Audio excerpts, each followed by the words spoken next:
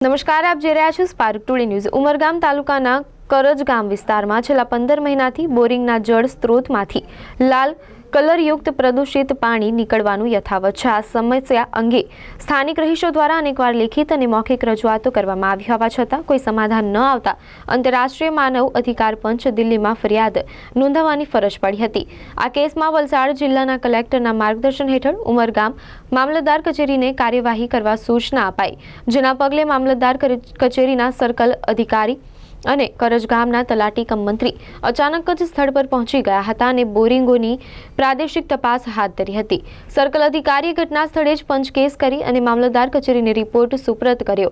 હવે આ મામલે વધુ તપાસ હાથ ધરાશે કે કેમ અને પ્રદૂષણ ફેલાવનારા સંભવિત ઉદ્યોગોને નિયંત્રિત કરવા માટે શું પગલાં લેવામાં આવશે તે જોવા જેવી બાબત રહેશે। આજરોજ માનવ અધિકારમાં જે અમે ફરિયાદ કરેલી એના અનુસંધાનમાં સર્કલ ઓફિસર મામલતદારે આજે સ્થળની વિઝિટ લીધી હતી અને એમણે પોતે કંઈક નિરીક્ષણ કર્યું હતું કે અહીં લાલ પાણી નીકળે છે।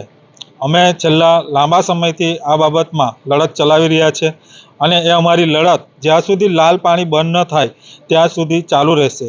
એના માટે આવનાર દિવસોમાં અમે જીપીસીપીનો ઘેરાવ કે કલેક્ટર ઓફિસનો ઘેરાવ પણ કરીશું અને જરૂર પડીએ હું પોતે આમરણ ઉપવાસ પર પણ બેસીશ, પણ જ્યાં સુધી પાણીનો હલ ન આવે આ લાલ પાણીનો ત્યાં સુધી અમે લડત ચાલી રાખીશું।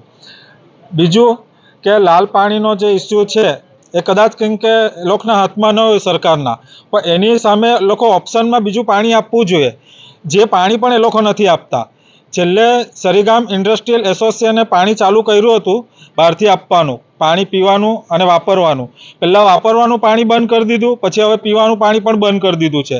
એટલે જે લોકોને એટલી બધી તકલીફ પડી રહી છે છતાં પણ નથી અધિકારીઓને કોઈ કંઈક એમાં પડી કે નથી કોઈ ચૂંટાયેલા સત્તાધીશોને કોઈ પડી છે। કોઈ હજી સુધી અહીં કંઈક સત્તાધીશે આવીને આ બાબતમાં જે કહેવાય ને કે નક્કર કંઈક કોઈ કાર્યવાહી કરી નથી।